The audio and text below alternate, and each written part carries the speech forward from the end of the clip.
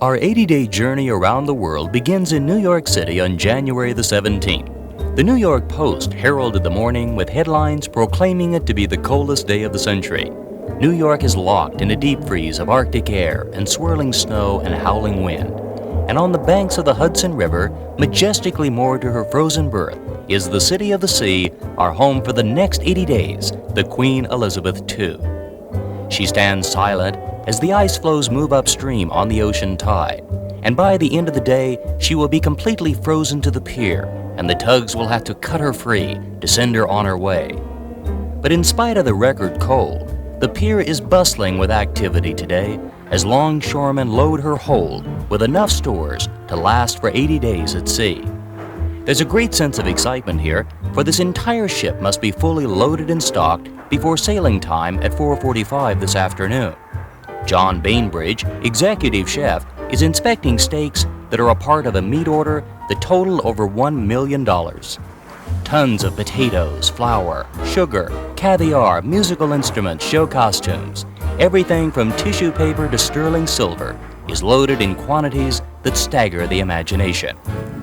And while the lower pier rattles with the sound of trucks, the upper pier is filled with arriving limousines, tons of baggage, and excited passengers, each with a passport, a ticket, and dreams of anticipation. Inside the embarkation hall, there is magic in the air.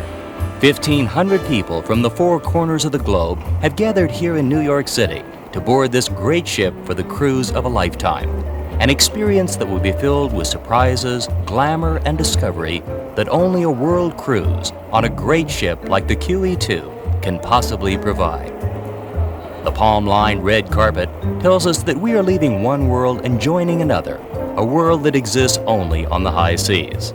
And so let's prepare to embark on the greatest trip of all time, for what lies ahead is not only a great ship and a great adventure, but the very world itself.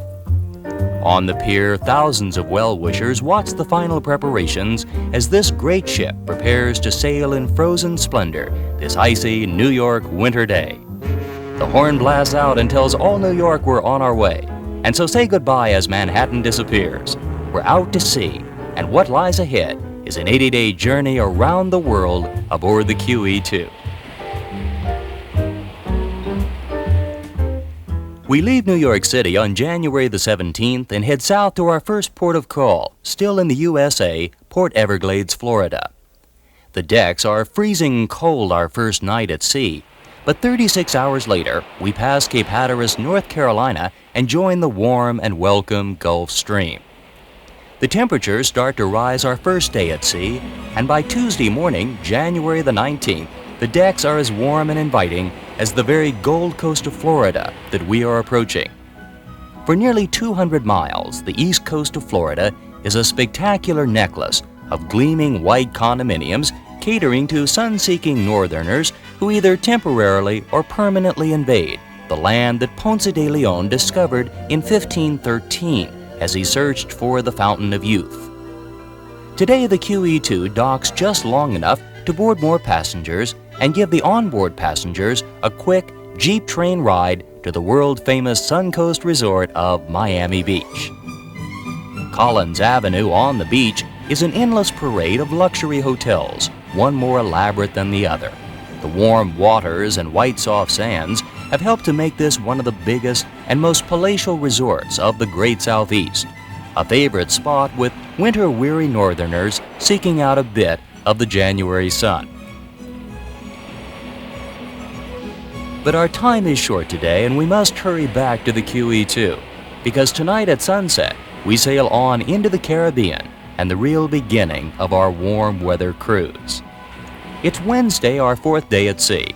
We are in the Caribbean, and passengers are already starting to work on their most prized souvenir, a tan that will provoke blasphemous envy from their acquaintances at home. This is also a great time to start making new friends. Wonderful new friends are one of the greatest things cruise ships can offer. There is something about the confined nature of the sea that breaks down social barricades, and even the most timid passenger will return from a cruise with wonderful new friends.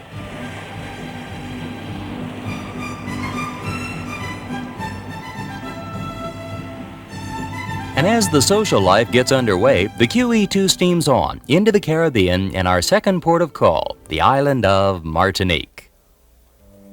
Sunrise on the Caribbean. It's as warm and inviting as our port of call today. But this is a tender port, an anchorage. The harbor at Martinique is far too shallow for the QE2 to dock, so the ship anchors offshore. The lifeboats are lowered and serve as tenders to shuttle passengers back and forth for a day of sightseeing and fun. So hold on to your hat, we're headed for Fort-de-France and Martinique.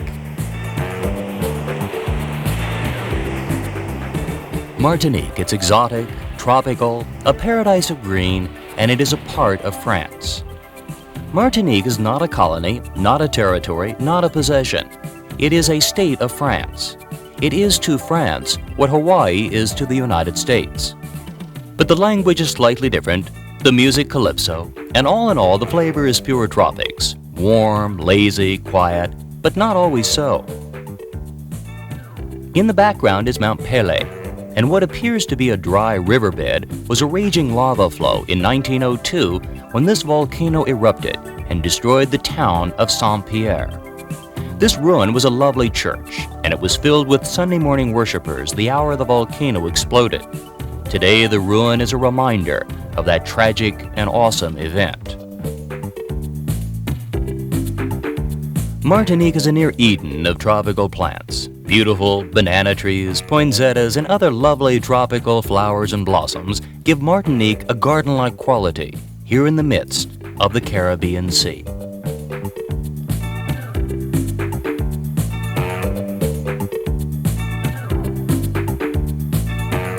Martinique, it is blessed with sun and rain, glorious beaches, and tropical forests, and it offers great rewards to the winter Caribbean traveler.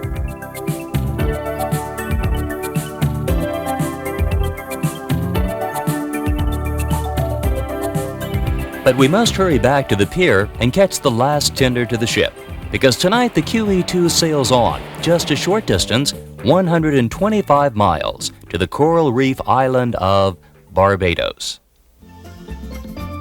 Steel bands welcome us ashore to this, the most eastwardly of the Caribbean chain, where the Atlantic and the Caribbean meet. Barbados is a delightful blend of Caribbean culture and British reserve, because Barbados was under British rule for nearly 300 years. In 1966, independence was granted, and Barbados became an entity of its own. But many of the age-old traditions from London continue to hang on, and today the island has a curious cultural blend not unlike that of the Bahamas.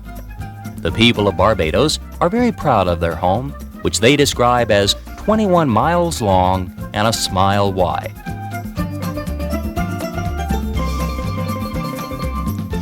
Barbados has a rather checkered past. This is Sam Lord's castle, and it was the home of the true island rogue, a pirate who built his wealth by luring and then looting ships aground on the reef. One of the things that Barbados is best known for are its flowers. Beautiful orchids are one of the calling cards of this garden spot on the eastern edge of the Caribbean Sea.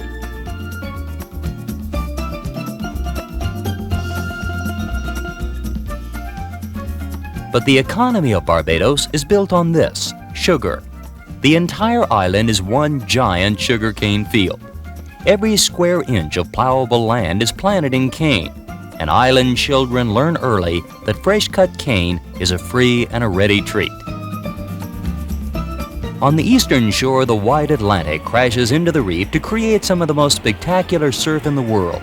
On this island, where you have too many fingers on your hand to count the number of days each year that the sun doesn't shine. Barbados, it's a delightful blend of the tropics and tradition, and it's our second port of call on the Great World Cruise. From Barbados, we now sail south towards Rio. It's our 10th day at sea, and this afternoon it is time to cross the line, because today we are going to sail over the equator and into the southern hemisphere. And tradition dictates a ceremony, the court of King Neptune. The court is now in session and ready to initiate, in the most thoroughly bizarre fashion imaginable, those who have never crossed the line before.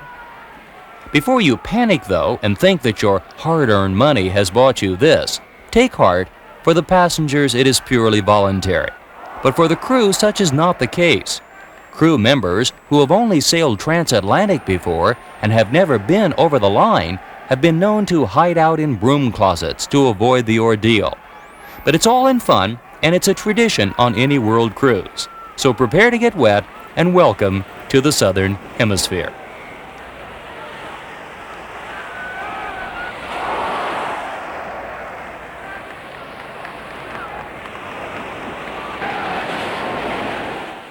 From the equator, we now steam south to our first South American port of call, the intriguing city of Salvador. Here on the coast of the Brazilian Colossus stands a city so Portuguese that Lisbon could almost be next door. This was the capital of Portuguese America until the 18th century. The beautiful Baroque buildings tell of fortunes made in the gold and diamond mines. 365 massive Baroque churches, one for each day of the year, make this city a museum of the New World Renaissance. But beneath the Catholic facade is another world. Magic men and voodoo practitioners make this the center of candomblé, the Brazilian spiritualism that combines elements of Christianity and tribal mysticism. For Salvador is not Rio. Its people are of African descent, their culture not Latin, and the markets of this city pulse with the rhythms of these people who have made this such an unusual and intriguing port of call. Today, the wealth of Salvador is built on cocoa. Each year, $1 billion worth of cocoa moves out of this port on the northern coast of Brazil. The waterfront markets are very busy today as QE2 supply agents purchase fresh fruits and vegetables for the ship. Fruits and vegetables are bought throughout the world cruise, and many of the exotic items are then served on the midnight buffet once the ship leaves port. From Salvador, we now return to sea. We are steaming southwest along the Atlantic coast. We are en route to one of the world's classic jewels, the city of the River of January, the home of Copacabana, the place where 3 letters mean magic, Rio. From high atop Corcovado, we peer down onto one of the greatest cities of the world. And from down below, we look back to one of the greatest sights of the world, the Christ the Redeemer statue, 120 feet tall, its arms outstretched as if blessing this very blessed spot.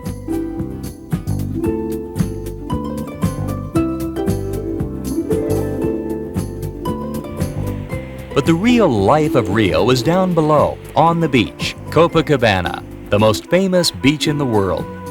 In Rio, nothing really counts unless you're on the beach. The throngs who flock here during the Brazilian summer are living life the way Brazilians feel God intended it to be lived, on the beach and in the sun. And the result of all of this outdoor activity is the single most handsome population on earth. The people of Rio are tan, healthy, they live in the sun and gaze out onto a harbor and a city blessed unlike any other spot of the world. But out of the sun is another side of Rio that sparkles as well. Diamonds, emeralds, rubies. For Rio is one of the great gem centers of the world. Here at H. Stern, Rio's leading jeweler, artisans cut and polish the stones using skills that have been handed down from generation to generation. Jewels are an excellent value here. Many are mined in the Brazilian interior, and U.S. customs law allows duty-free importation. The prices are actually quite reasonable for the quality of goods involved, so who could resist? Many world cruise passengers didn't, and here are some of the pieces that were brought back on board the ship the night that we sailed.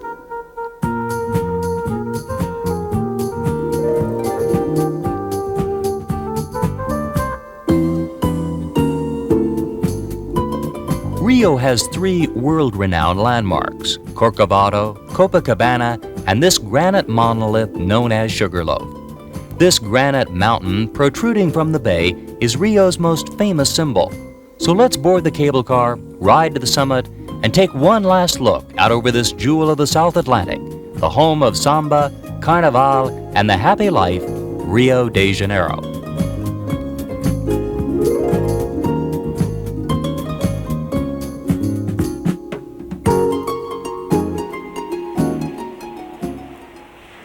From Rio, we are back to sea, sailing on one of our longest legs, 5 days across the South Atlantic to the Cape of Good Hope. During these leisurely days at sea, we have an opportunity to relax and enjoy some of the good life a ship can provide. We've been at sea for 2 weeks now, and this evening it's time for the captain's cocktail party, a tradition of any cruise. Passengers are always given a chance to meet the man at the helm. And in addition to meeting the captain, you'll also have an opportunity to see the diversity in the passenger list. World cruises attract the most colorful and interesting people in the world.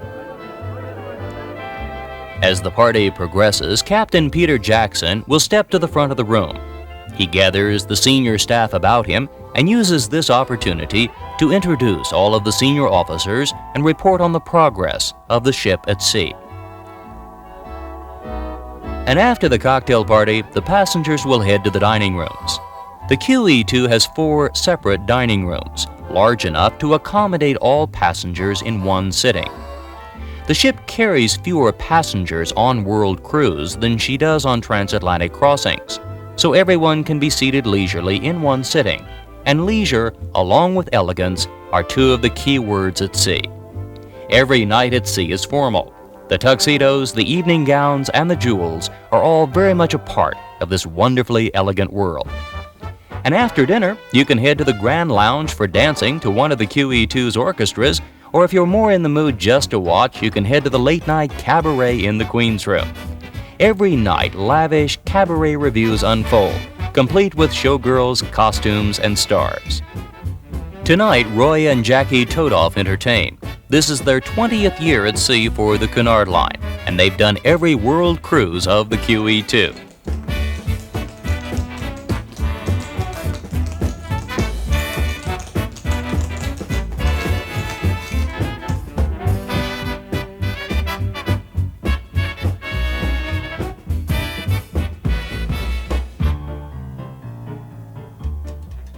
The 5 days pass quickly, and we are now arriving in the city of Cape Town. It is our 21st day at sea, dawn, and we are approaching Africa. The stillness is broken by the sound of a helicopter. QE2's master rarely guides the ship into local waters. Pilots board to navigate the local channels. Normally, they board by a pilot boat, but here in South Africa, the pilots board by helicopter. And 1 hour later, with the assistance of these 2 men, the QE2 is moored downtown in front of one of Africa's most interesting cities, Cape Town.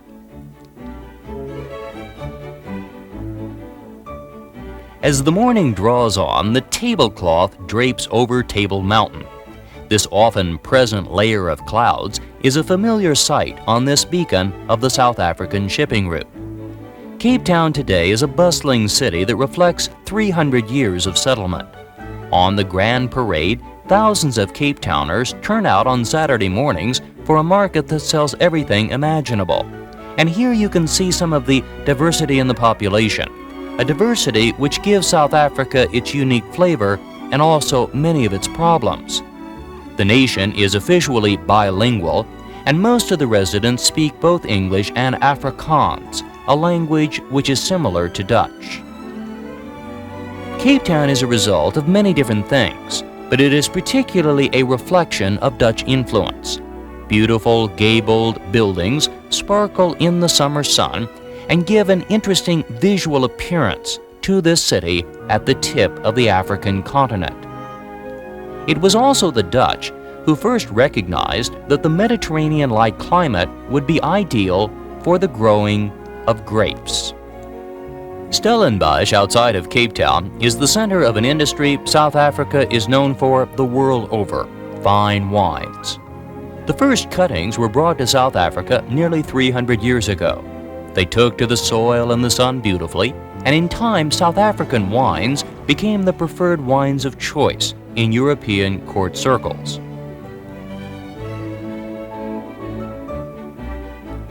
But South Africa is known for many other things as well, including wildlife.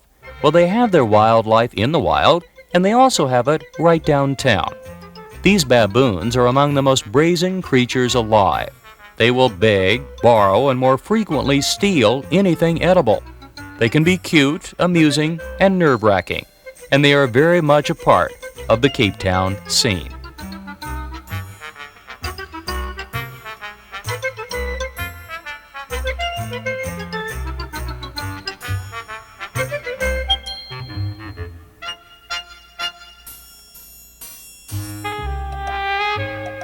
This fellow has decided that it's time to move on, and so shall we. The QE2 is going to sail around the Cape of Good Hope, but some of the passengers are going to leave the ship for a few days and journey inland. First, South African Airlines takes us north to Johannesburg. We then fly on into the Transvaal and the heart of the South African bush.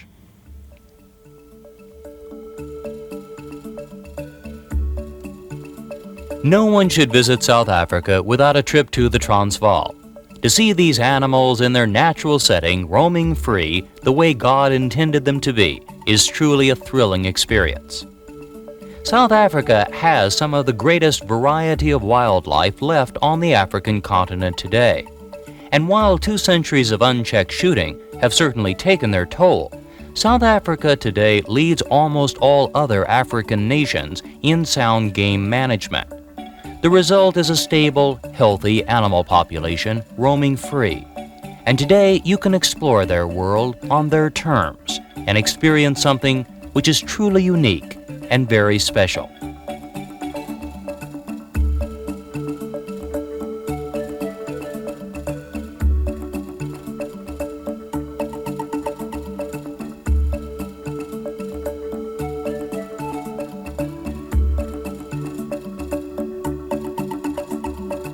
But of all of South Africa's wildlife, none is quite as special as what our guide searched out for us today. In the late afternoon, along a dusty road, we found the king of beasts, a male and a female resting quietly at the end of the day. The scene is so peaceful and yet so dangerous.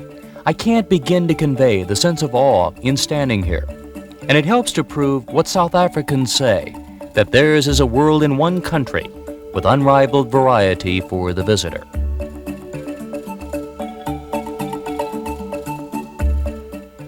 From the Transvaal, we now fly down to Durban, reboard the ship, and sail on into the Indian Ocean and the island of Mauritius. Of all of our ports of call, this island in the Indian Ocean is probably the least known. It is on almost exactly the opposite side of the world. It is a quiet, beautiful island of waterfalls, tropical rainforests, and Eden-like splendor, blessed with sunshine and a near-perfect climate, one of the truly peaceful spots of a very busy world.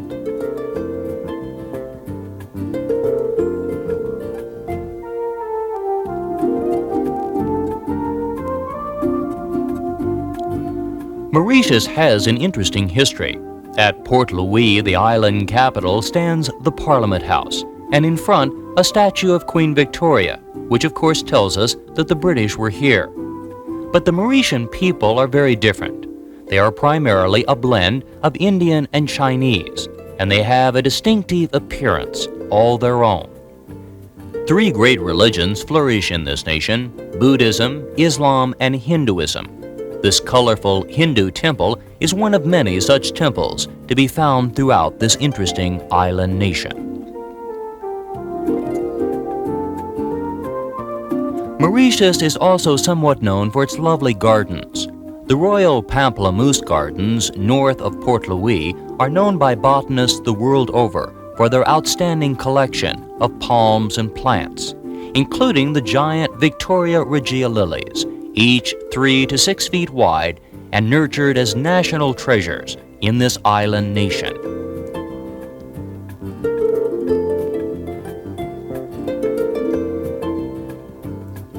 One of the other things that Mauritius is somewhat known for is an interesting cottage industry, the building of model boats. Not just any model boats, but perfect, exact-scaled replicas of the great sailing ships of history. Here at Cure Peep in the island interior, 120 Mauritians work constantly to produce these exact-scaled models. The workmanship is considered the finest in the world for the product being produced. over 400 hours of labor go into the production of each of these individual model boats.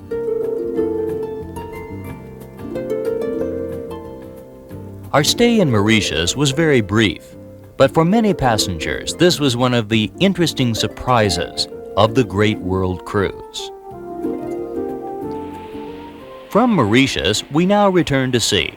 We're steaming northeast, back across the equator en route to Asia. A great ship is not all entertainment and glamour. It's a floating city, and much goes on unseen by the passengers. On the bridge, Captain Peter Jackson charts our course through the Indian Ocean. He is a very busy man, for he has full responsibility for this 67,000-ton vessel, for he is the master of the QE2. Once the course has been charted, the information is then given to the senior officers, who will relay the orders, and the wheel of the QE2 will then be manned by this young sailor. And the wheel of the ship, a gigantic affair? Well, I'm afraid not. This is the wheel of the QE2. The 80-ton rudder is of course maneuvered by power steering. The engine panel is push-button, but with the traditional full speed ahead, dead slow, and so forth. Down below in the engine room, the operation is extremely sophisticated. The QE2 is the last word in technology. Her engines are completely computerized. When the ship leaves port, data is fed into the computers regarding the distance to be covered, the scheduled time of arrival, wind and ocean currents, and a dozen other factors. The engines then go to work to operate at peak efficiency. This is the ballast room. The QE2 carries 6,000 tons of diesel fuel and uses 500 tons of fuel a day.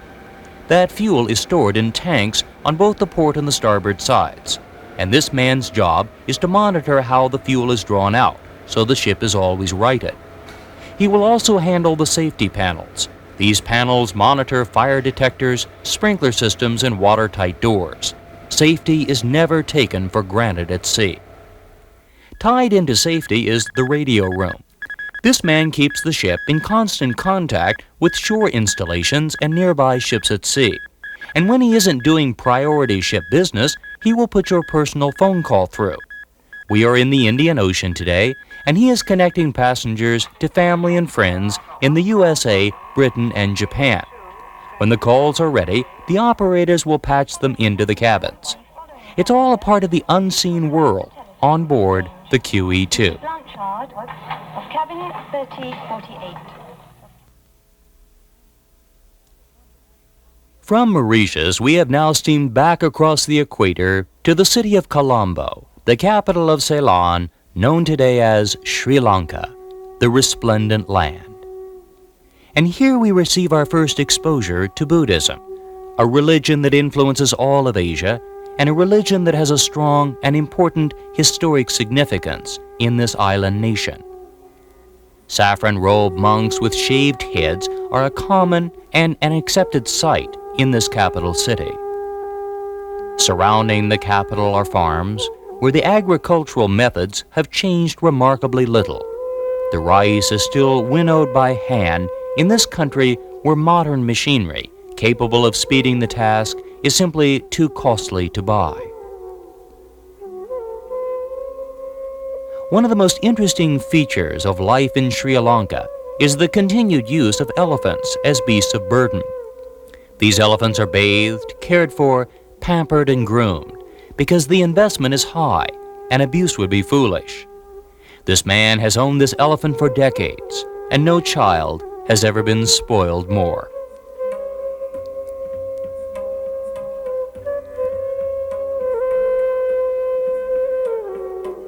But these great creatures do work, and they work very hard. Their main job is to move lumber, and it is an irony that their work is helping to destroy the forests that make up their habitat and home. For it is the dwindling forest that poses the greatest threat to the survival of the Asian elephant. But Sri Lanka has done more to protect these creatures than almost any other nation of the world. This country can be very proud of a deep sensitivity to the survival of these great and glorious beasts. From the lowland areas, we now journey high into the mountains to a city that is as close to Shangri-La as you can come on this earth, for we're en route to the ancient capital of Kandy. In the center of Kandy is the great Temple of the Tooth, and inside the temple, encased in gold, is the Tooth of Buddha, rescued from the burning funeral pyre and brought here for veneration. This is one of the holiest spots in the world for a religion that influences all of Asia today. But Kandy is known for many other things as well. Clean mountain air, bustling crowds, colorful markets, unusual museums, and of course the world-famous Kandian dancers. These young men will, in addition to their dances, offer up displays of fire eating, an ancient Ceylonese skill.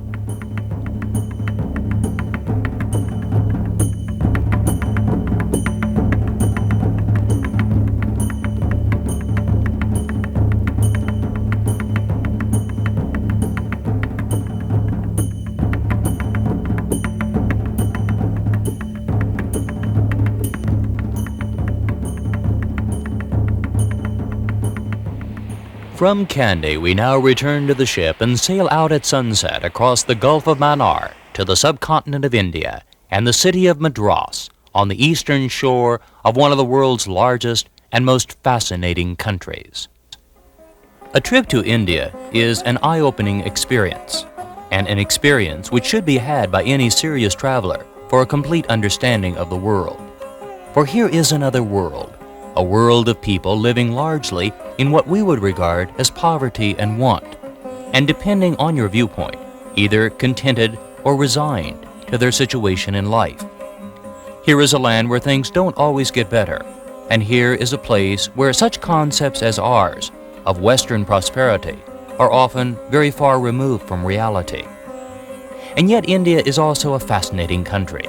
Bicycles, taxis, Brahma bulls pulling overloaded carts, part 20th century, part Stone Age, men, women, children, animals, machinery, all struggling to survive and succeed. And there are things about India that we cannot understand. India is predominantly a Hindu nation. Reincarnation is the cornerstone of their hope. The cow is sacred, the female, not the bull, and allowed to roam the streets freely, eating anything she sees and wishes. It is an exotic, unusual, very different world. And nothing in all of India or all the world is quite as exotic as this, the Taj Mahal. This is the world's greatest sight. It was begun in 1631 by the Emperor Shah Jahan as a memorial to his most beloved wife, Mumtaz. 20,000 laborers worked for 22 years to complete the project, and the result is simply unparalleled on Earth. A building of perfect scale, detail, and balance, a monument of absolute perfection in the midst of one of the world's most fascinating countries.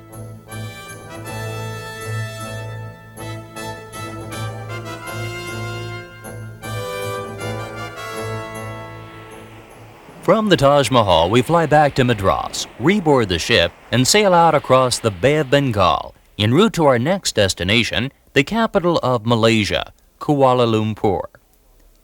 At Kuala Lumpur, the QE2 truly receives a royal welcome, because the Sultan of Selangor, one of our world cruise passengers, is being greeted ashore by his subjects. And all of this is being done for lunch. The Sultan will have lunch at his palace and then return to the ship to complete the rest of the world cruise. While the Sultan is having lunch at his palace, we're going to explore this interesting city. In spite of its somewhat exotic-sounding name, Kuala Lumpur is one of Asia's more modern cities. The country is substantially Muslim rather than Buddhist, and mosques and Moorish architecture abound. Kuala Lumpur has one of the higher standards of living in Asia today, and equal to the height of the standard of living is the heat and the humidity, for this is one of the world's steamiest spots. And the foundation of all of this wealth? Well, the original wealth came out of trees, rubber trees. Each morning, before the heat stops the sap from rising, these men will tap the trees. A small trough is placed under the tap, a tin can under the trough, and several hours later, they will come back and collect a small puddle of latex. It seems like a rather inefficient means of doing the work, but no one has ever come up with a more practical method of gathering the rubber in this nation where natural rubber is still king.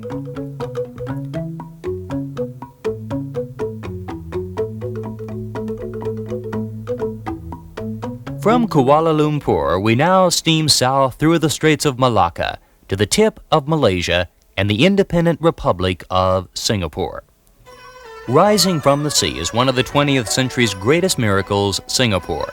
This city of steel bears little resemblance to the seamy port that so enamored Bill Bailey that a song had to be written to bring him back home. Raffles Hotel has become legendary the world over for having invented the famous gin drink, the Singapore Sling. But Singapore would prefer to be known as the Garden City, and it is a reputation that it truly lives up to. Beautiful gardens filled with architectural details and lovely tropical blossoms create a sense of calm here in the midst of the great Asian hub. Singapore is one of the world's busiest ports, and it is also one of the world's best-run cities. And these beautiful gardens are only one example of the high standards by which this city functions. The Chinese and Japanese gardens offer a bit of peace and serenity, whereas the Tiger Balm Gardens offers one of the world's oddest whimsies. This curious collection of creatures and figures was the project of two brothers who manufactured Tiger Balm, an all-purpose oriental salve intended to cure everything from bursitis to headaches. In the days before mass advertising, this park was created by this company as a goodwill gesture to offer a bit of amusement in an oddly oriental way. But Singapore also has a refined sense of culture as well, much of it Chinese in nature. The lion dance is a part of any Singapore cultural show. And to give world cruise passengers a taste of the Chinese and Malay performing skills, the Cunard Line has brought on board a performing troupe to present a cultural show in the Queen's Room just before we sail. It's one of the many port offerings on the Great World Cruise of the QE2.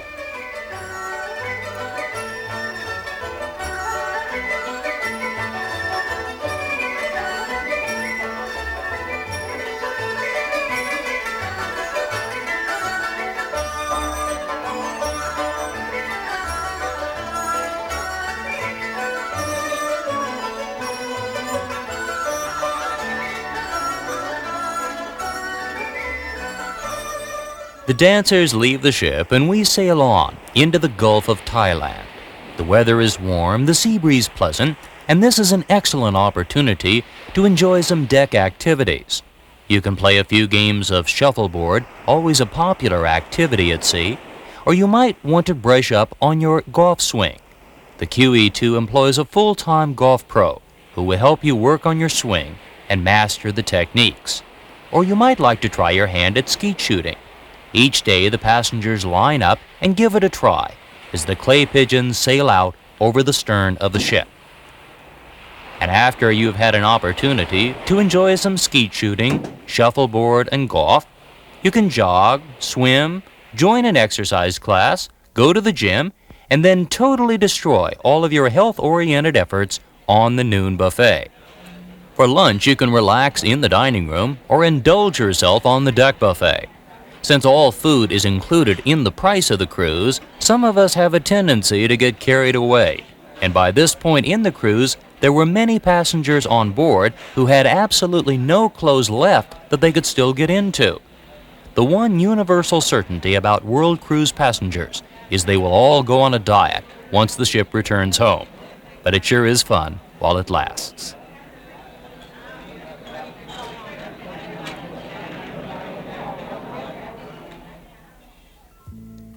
Every night is showtime on the QE2, and tonight in the Queen's Room, here in the mystical East, Edwin Heath, one of the world's most renowned hypnotists, will take us into another world.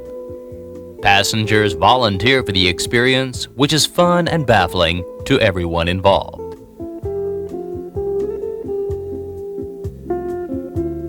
This passenger is used to show the power of suggesting no pain. And then Edwin Heath shows just how deep a trance can be, as he tells a subject to stiffen his back, puts him between two chairs, and has the passenger demonstrate just how real the trance can be. It is an amazing and fascinating show, and another night of entertainment on board the QE2.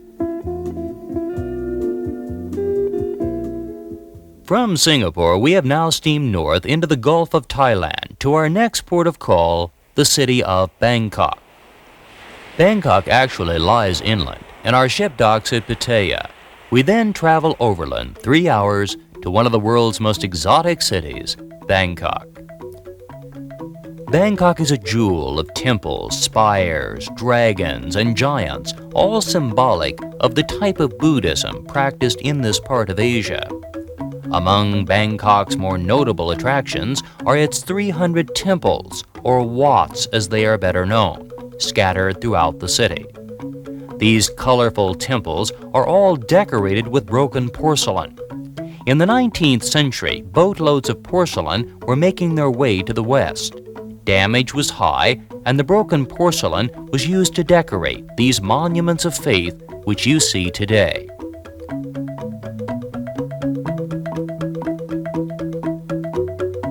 Produce sellers set up their stalls on the streets and sell their products to the passing customers. But much of the commerce of Bangkok does not take place on the streets, but rather in the canals, because Bangkok is like Venice, a city dissected by hundreds of canals, here called klongs. They are the thoroughfares of commerce, and so let's take a ride through the floating markets of Bangkok and see some of the true Thai life in this, our 14th port of call on the Great World Cruise.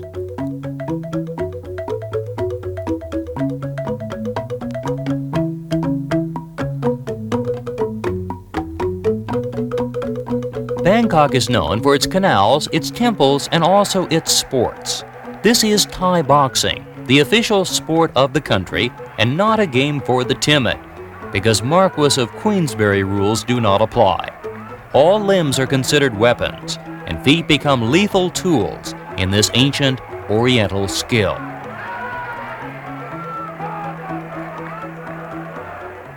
But in spite of this seemingly vicious sport, the Thai people are actually very gentle by nature, and saffron-robed monks are a common sight here at the Royal Palace. This is one of the greatest sights of the world. It rivals the Taj Mahal. Reds, blues, golds, all joined together into a symphony of color in this, the most imposing monument of the Far East.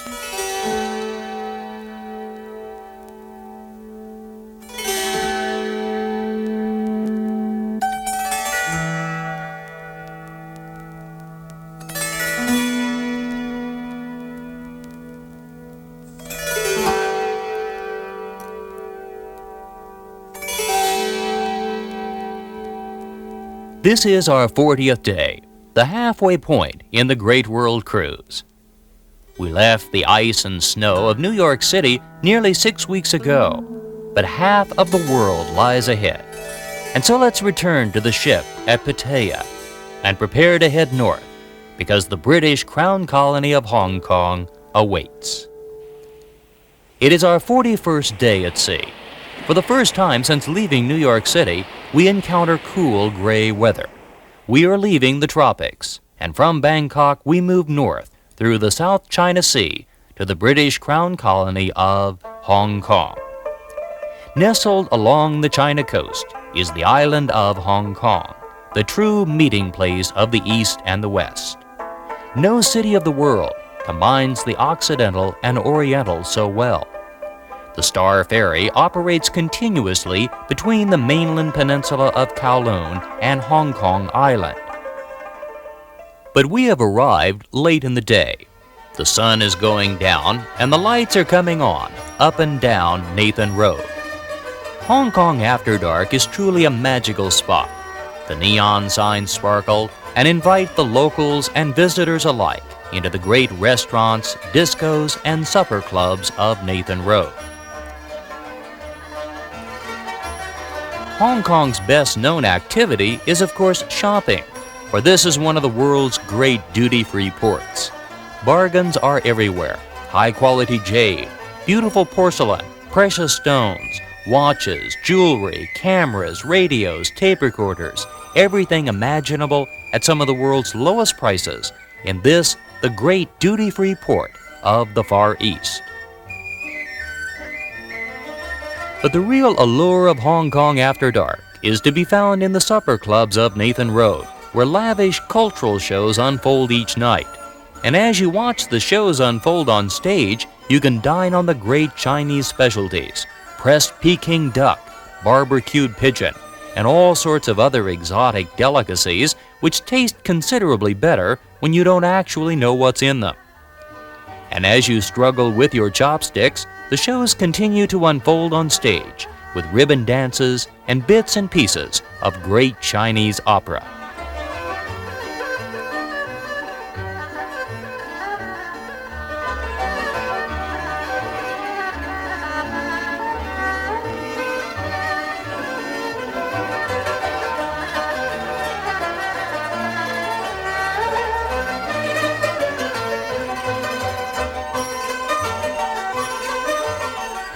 The following morning, we leave Kowloon and head across the harbor and around Hong Kong Island to the village of Aberdeen, the floating city, home to 250,000 people who live permanently on the boats.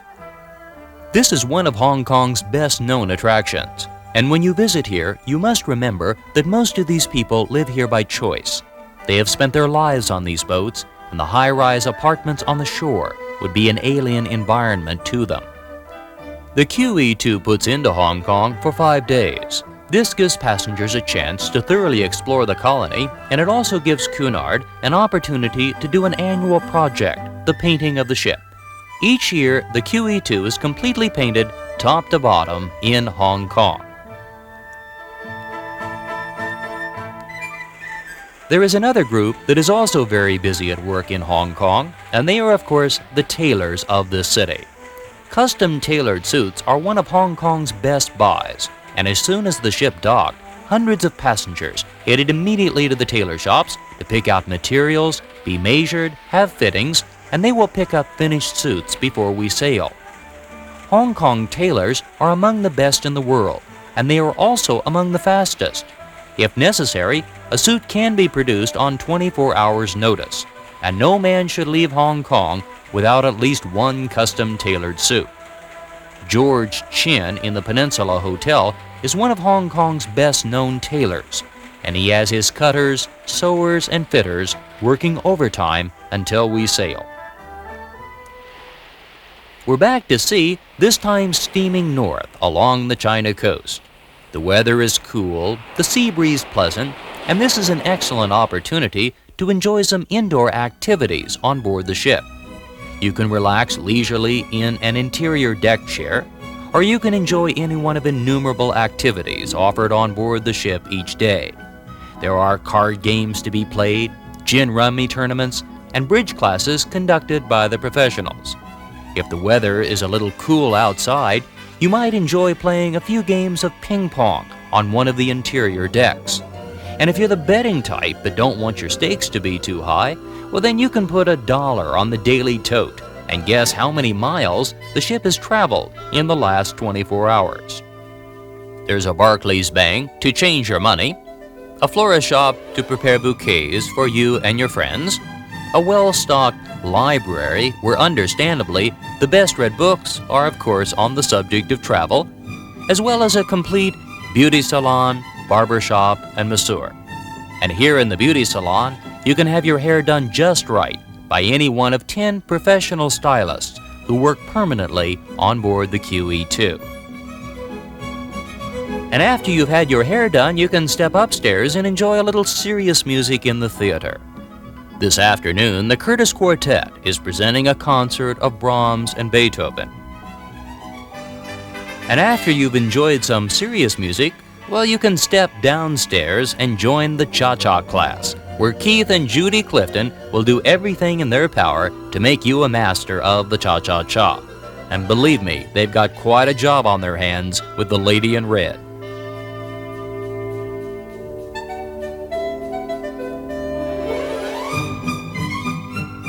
Big orchestras and ballroom dancing are still very much a part of life at sea, and the dance classes help to make it more fun for everyone involved. If you fancy yourself as a gourmet cook, you can learn from the professionals. Pierre Franet and Craig Claiborne, both of the New York Times, are on board to give cooking demonstrations with recipes that are fun to make, always delicious, and guaranteed to please your guests. These activities and many others are a part of any world cruise on the QE2. We have now steamed from Hong Kong to the port city of Busan, in the nation of Korea, land of the morning calm. It is March, still cool, and several weeks before spring arrives in this Asian nation. And today we are going to journey inland to the community of Gwangju, where in the eastern mountains of Korea stands a complex of temples which date back centuries. And we are indeed fortunate today to have timed our arrival with one of Buddhism's most sacred holidays, the anniversary of the death of Buddha. This holiday is to Buddhists what Holy Week would be to Christians. Hundreds of Korean people arrive in traditional dress to explore the great halls of Gwangju and pay homage to their religious figure.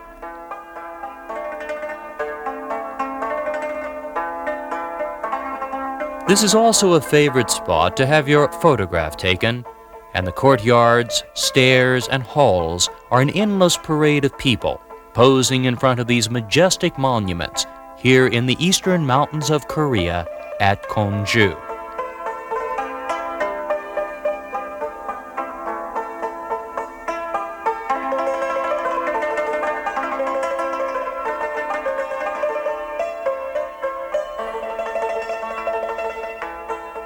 After we have had an opportunity to explore these interesting temples, we can pause for a leisurely lunch before returning to the ship in the late afternoon. And lunch in Korea is a very special thing. Today we join two Koreans at a low table covered with 27 different dishes, each exotic, spicy, delicate, reflecting the culinary skills and traditions of the Korean people.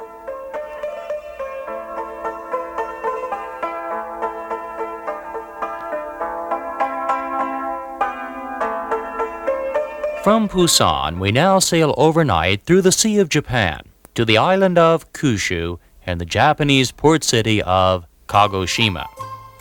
And as soon as the QE2 tied up at the pier, we were greeted with the most colorful arrival ceremony so far on the Great World Cruise. People from throughout southern Japan came to greet us to Japan's southernmost port city. I found this nation one of the marvelous surprises of the cruise. The Japanese people are warm, hospitable, friendly. They love Westerners, and their sense of warmth is truly infectious. During our stay in Kagoshima, World Cruise passengers had an opportunity to see some notable landmarks, including Sakurajima. This smoking, belching volcano spews steam and ash into the air an average of 360 days of the year. It almost never stops. And to stand at the base of this erupting volcano is well worth the visit to this southern port city of Japan.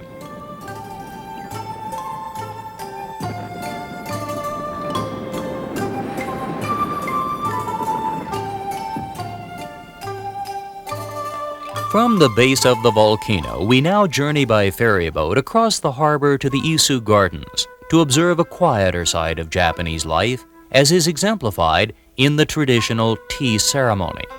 For here in one of the world's most heavily industrialized nations, the old traditions still linger on.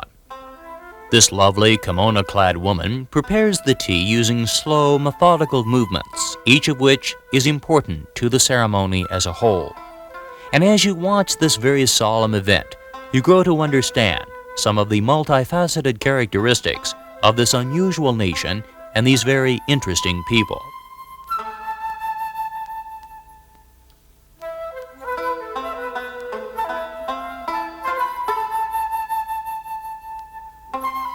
Once the tea has been prepared, it is very carefully served to the World Cruise passengers, who may be slightly puzzled by the whole affair, but who have had an opportunity to observe 1,000 years of Japanese tradition. We are now back to sea, steaming north to our next port of call, the capital city of Tokyo. In the center of Tokyo stands the great Imperial Palace, home to the Emperor Akihito.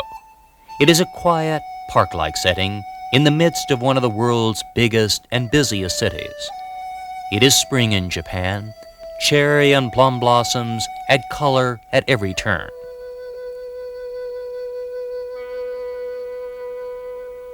But the real heart of Tokyo is here, the Ginza, the Four Chome, the Four Corners, the busiest intersection in this, one of the biggest and busiest cities of the world. I have never been to a city outside of New York where I felt the sense of life and vitality on the streets that you find here in the Japanese capital of Tokyo. At Asakusa, on the northern side of Tokyo, thousands of people gather in a festive mood on Sunday mornings at this great Buddhist temple. But to understand the religious nature of the Japanese people, we're going to board a train in downtown Tokyo and journey a short distance south to the quiet, peaceful community of Kamakura. Kamakura, immediately south of Tokyo, is one of the great religious centers of Japan. Here, Shinto shrines, Zen centers, and Buddhist temples all stand side by side. This young Japanese man purchases a good luck ribbon, which he will tie onto the trellis along with thousands of others. The religious nature of the Japanese people is sometimes misunderstood by the Westerner, but the Japanese know exactly what they are doing, just as they have since the days when this, the great Kamakura Buddha, was cast. This 66-foot-tall bronze Buddha stares down serenely to the sea. It is one of the greatest sights of the world and something that should be seen by any visitor to Japan. In the same way that Christ influenced the Near East and in time the West, Buddha influenced all of the Far East. And to truly understand the Oriental mind, one should understand some of the philosophy of this important figure of religious history. Tokyo by day may be very interesting, but by night it's another world. Tokyo has the biggest and busiest neon signs in the world outside of Las Vegas, and a walk through the Ginza after dark will quickly convince you that this is one of the world's most cosmopolitan cities. Disco dancing abounds. The Japanese have tried everything Western except the game of cricket, and Tokyo stands today as a monument to Western influence here in the Far East. And how will they get about for their night on the town? Well, for the average person, it's still the subway. Tokyo has one of the best subway systems in the world, and a ride on this system will give you a chance to observe the Japanese people in a very ordinary and daily situation.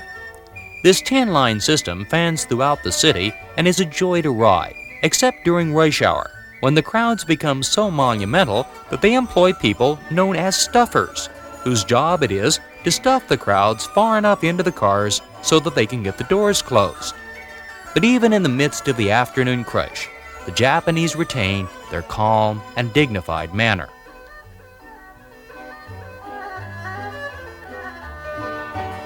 And what will they do for their night on the town? Well, Tokyo offers many different things, including pachinko, a favorite game with the Japanese. Pachinko is played in parlors. You go into the parlor, you purchase a box of steel balls, you insert them into this machine, they then drop at random, accumulating a score. You have absolutely no control over it whatsoever. If you win, you'll get something exciting, like a bar of soap. Pachinko is noisy, fast, mesmerizing, and the Japanese adore it. And another thing they adore are ships. During our stay in the Tokyo port city of Yokohama, this line never ended. Hundreds of thousands of people filed by just to look at the QE2. And when we sailed, this was the scene on the pier. 250,000 people came to wish us bon voyage. And as you look out over this crowd, as far as the eye can see, you quickly realize that this is indeed the greatest ship in the world.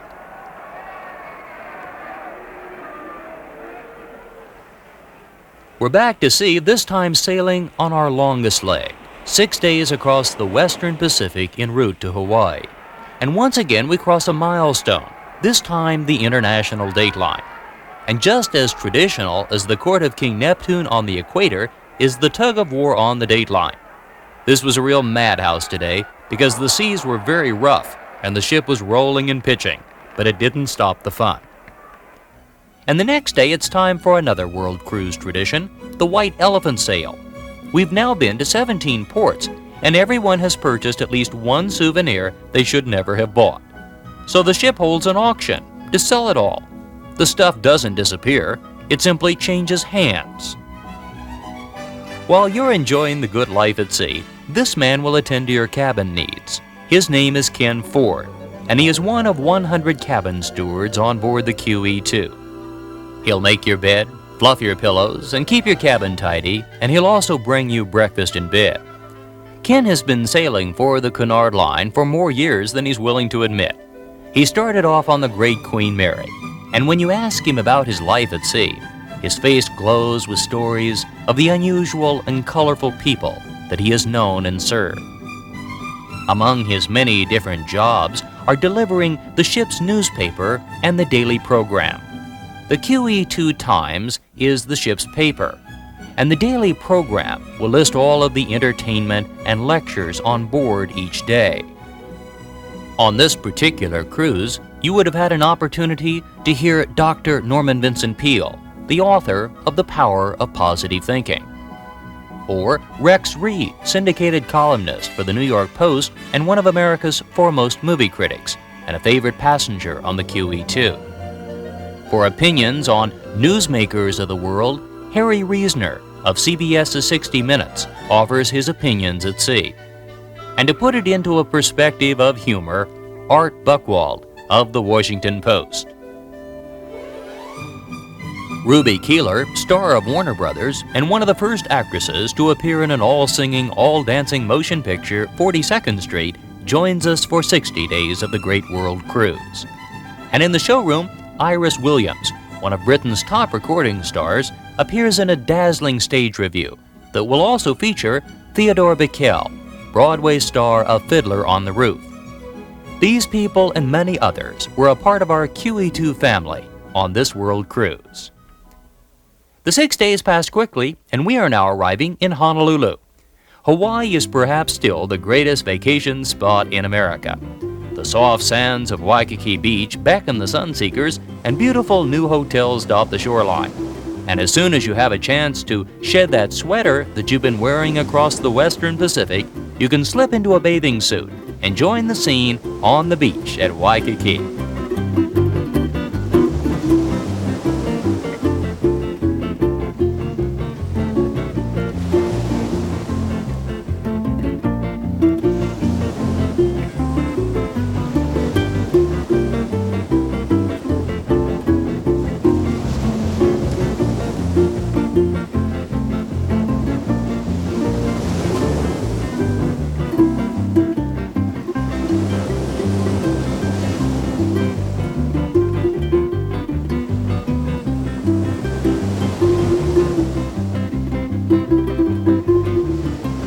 Hawaii is still the land of the beautiful people.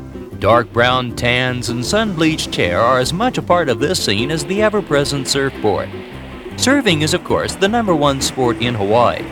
And if you're visiting here, you can take a few lessons, try a few gentle waves, and eventually you may be ready to try the roaring surf on the north shore of Oahu.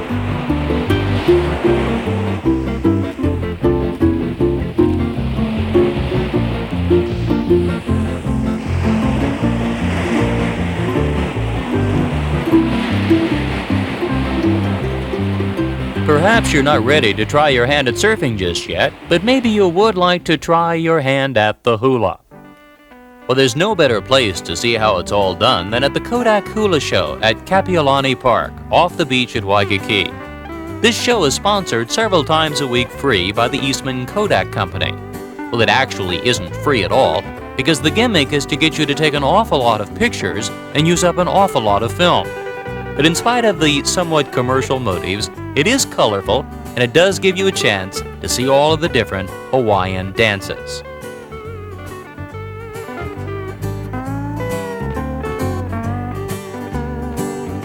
I'm sure that you've heard this 1,000 times before, but I'm going to repeat it once again.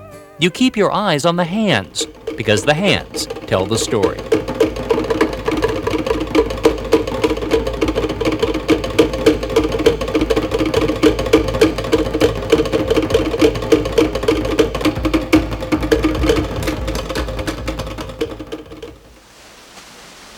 But to appreciate the true beauty of Hawaii, you need to leave the beaches of Honolulu and journey to the out islands or the back roads of Oahu.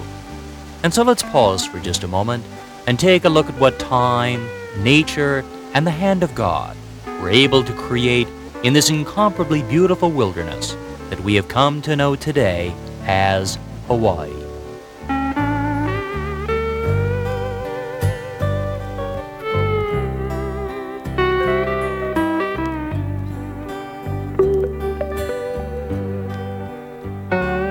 To try and describe the beauty of these islands is a task that seems a little difficult at times, for there are very few places anywhere else in the world where you can find as much sheer natural beauty as in these unlikely volcanic mountains that have arisen from the sea. Mark Twain visited Hawaii more than a century ago, and even then he said that it was the loveliest fleet of islands to be anchored in any ocean. We're back to sea, this time sailing out over the eastern Pacific en route to the state of California. In the early pre-dawn hours, these men, the unseen heroes of the QE2, are busy at work in the world's largest floating kitchens, preparing meals fit for a king. This is the pastry kitchen, and long before the passengers arise, these men are busy preparing to destroy your waistline. Down here on 7 deck, these men deal not only in quality, but quantity as well. 7,500 meals a day are served on the QE2, and that adds up to over 500,000 meals for the full world cruise, and provisions must be ordered just right.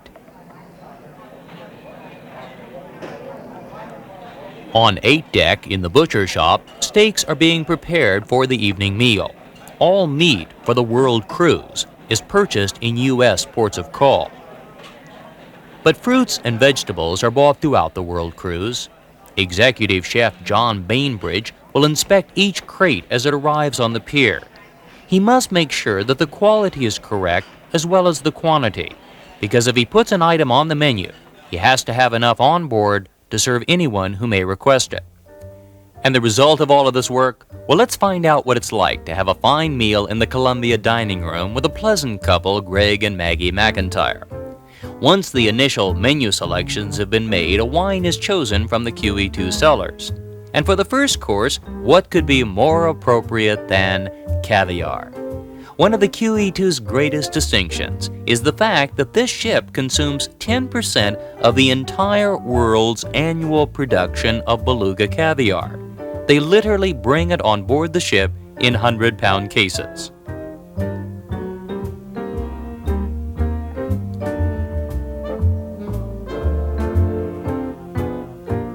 And for the main course, tonight we're going to have a QE2 specialty, beef Wellington. This delicious pastry-wrapped entree is not on the menu tonight. Greg and Maggie have ordered it especially for the occasion. Cunard chefs will not only prepare anything you request, they actively encourage it. On 24 hours notice, they can and will prepare anything from bird's nest soup to a pizza. And for desserts, anything your heart desires. Tonight, Flaming Cherries Jubilee. Dining at sea is truly one of life's most elegant experiences, and to dine and live this way for 80 days is very special indeed.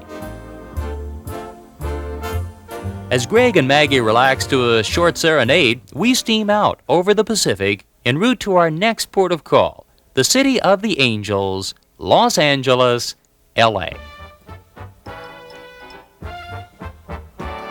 The fountains sparkle at Century City. We are in Southern California, the land of palm trees, orange groves, freeways, the Sunset Strip, and of course, Hollywood.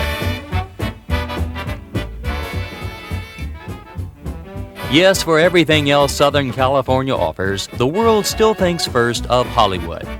From the great studios of this city have come the entertainment the world loves most, the movies. And this is the town that movies built. On Hollywood Boulevard stands a world-renowned landmark, the famous Chinese Theater, its courtyard filled with footprints and handprints of the stars embedded in concrete. And on the boulevard out front, the Hollywood Walk of Fame, thousands and thousands of bronze stars immortalizing those people who have contributed so much to the entertainment of the world.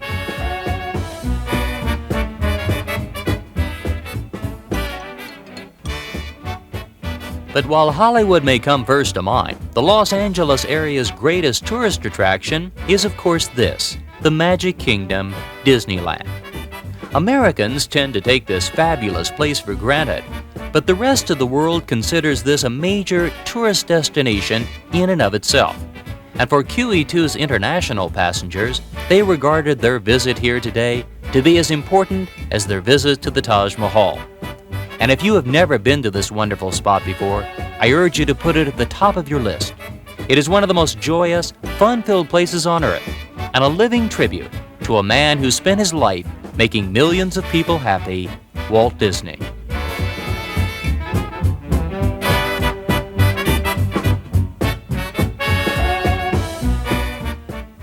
From Los Angeles, we now steam south along the coast of Baja to the sunny city of Acapulco. This is the classic Mexican resort, a necklace of hundreds of hotels around the famous Acapulco Bay. And among Acapulco's notable attractions is this, Quebrada, a tidal gorge where the surf crashes into the jagged rocks. Each afternoon, tourists gather here at the El Mirador Hotel to watch young Mexicans take the 130-foot plunge into the churning waters below.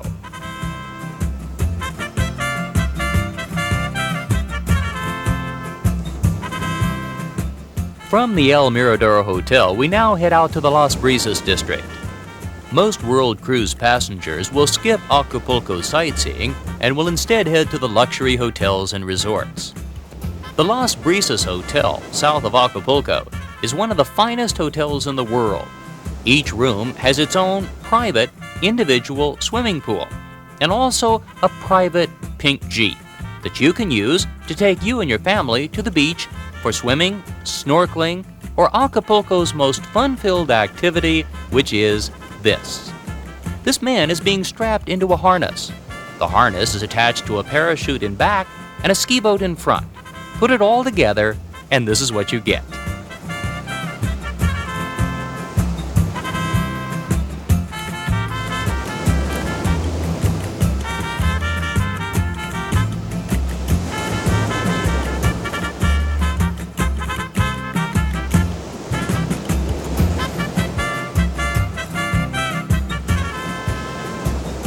Acapulco, it's one of the great international resorts of the world.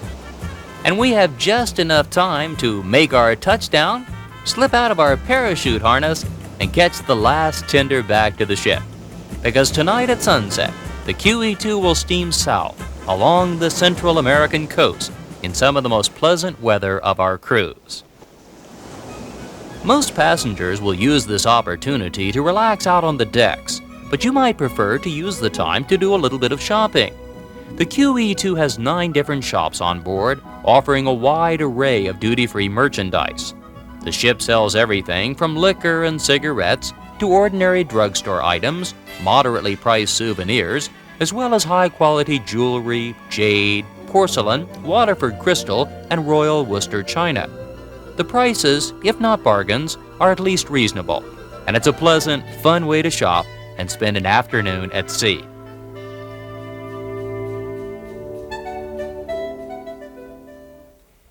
And in the evening, well, the fun continues. Tonight in the Grand Lounge, Roy and Jackie Todoff present another one of their colorful reviews. Cunard, as a steamship company, offers many different things, but the sheer size of this ship and the number of passengers aboard afford the line the luxury of presenting some of the most lively and colorful shows at sea.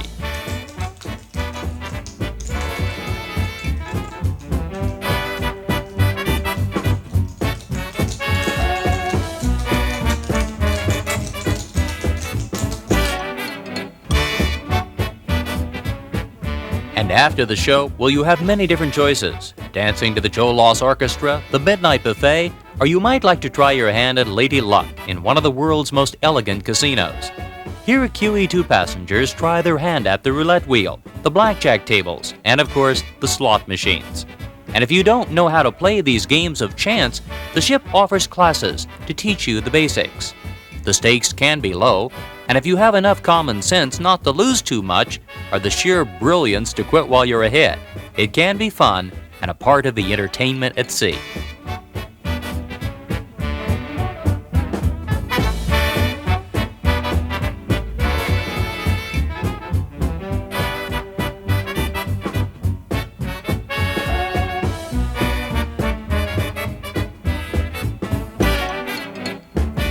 The casino stays open almost until dawn, but at dawn today very few people will be asleep.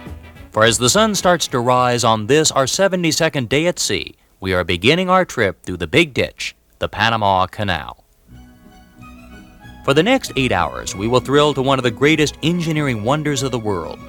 The statistics of lives and deaths, hopes and disease, hard work and money that went into creating this canal contrast sharply with the peaceful serenity today as we approach the Miraflores locks on the Pacific side.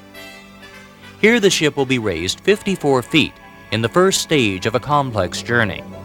The QE2 is the largest liner in the world to ever go through the Panama Canal. Clearance is as close as 18 inches in some of the chambers. 8 engines, known as mules, will pull the ship through the locks in a journey that will cost the Cunard Line $100,000. The QE2 pays the highest toll of any ship in the world. By contrast, the lowest toll ever paid was 36 cents by Richard Halliburton in 1928 when he swam through the canal. Once the Pedro Miguel and Miraflores locks are cleared, the QE2 will move across Gatun Lake, a 31-mile man-made lake that connects the Atlantic and Pacific locks. And on the far side of the lake, we will enter the Gatun locks.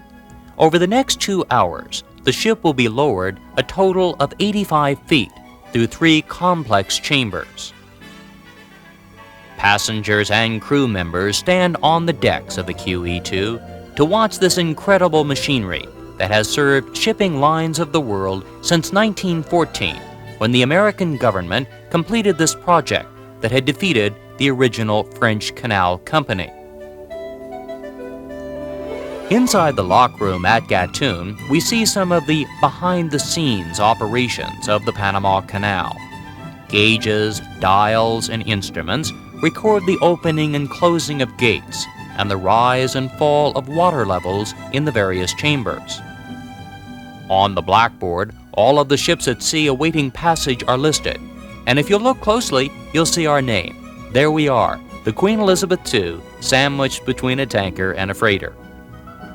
The people working in the lockroom keep in constant contact by telephone with the other chambers to monitor the movement of ships through the canal. And outside, the mules are pulling the QE2 through another chamber as 67,000 tons of steel glide into the final lock.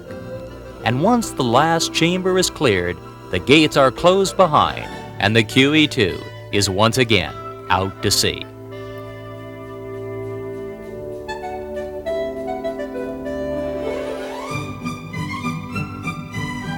From the Panama Canal, we now steam along the northern coast of South America, en route to our next port of call, the city of Cartagena, on the coast of Colombia.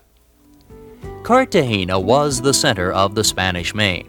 The city was founded in 1533 by the Spanish and developed quickly as the riches of the Spanish explorers grew.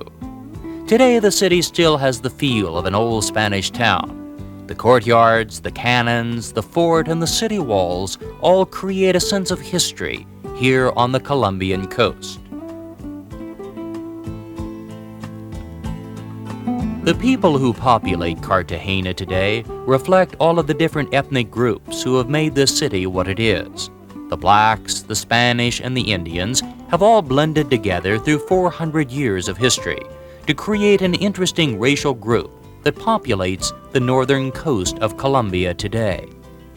But for cruise passengers, Cartagena means considerably more than history. It also means emeralds, for this is the emerald capital of the world. And the shops of this city are very busy today as passengers search out one final, last, and great world cruise souvenir.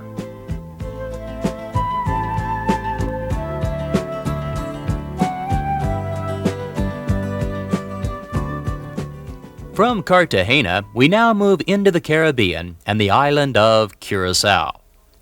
Curaçao is a part of the Dutch Antilles. Its capital is Willemstad.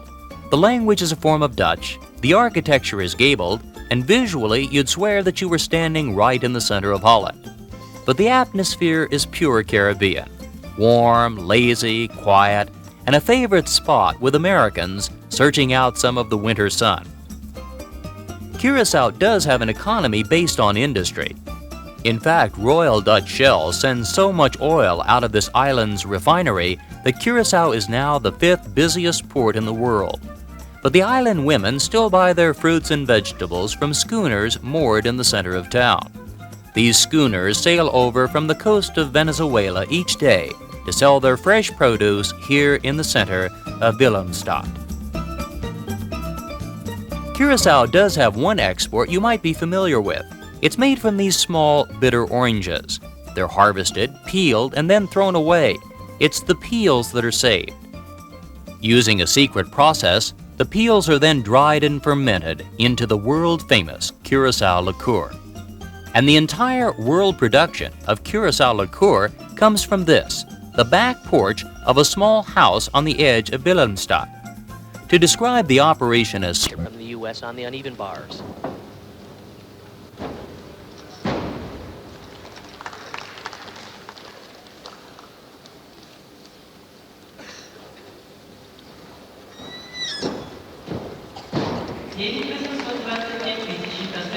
Very strong, opening 2 runs. The high score of the day on the floor so far was for Grigory Misyutin, had a 9.825. Watch this finish position. His presentation is excellent throughout the whole routine. The details really are important in gymnastics. Presentation, style, performance quality, as well as the big tricks that we're seeing. And this is gorgeous. He really gets his leg high on the Y scale.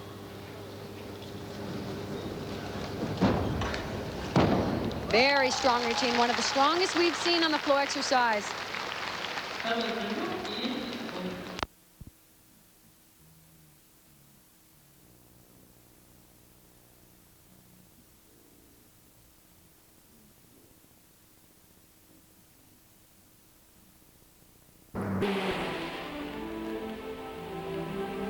On the bridge, Captain Peter Jackson charts our course through the narrow reefs and channels of the Caribbean. This is Captain Jackson's 44th year at sea. He is the master of one of the last great ships of the world, and it is his responsibility to guide us safely home on this final leg of the great world cruise. This is the lazy part of the trip, a time to tone up that tan you've been working on for 80 days, to finish reading that book that you started back in Hong Kong, to play one last game of shuffleboard, or overindulge yourself in one final meal on the noon buffet. And it's also a good time to exchange phone numbers and addresses with all of your newfound friends and reflect on just what all of this has meant. To many people, a world cruise may seem like a frivolous extravagance, a pampered world of luxury, and hardly the place for a serious traveler.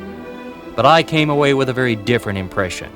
For to me, these were the great world travelers, for they have experienced the world on all of its different planes. From the streets of India at dawn, to the glittering nights in the showrooms at sea, these people have experienced life, the world, and themselves in every possible way.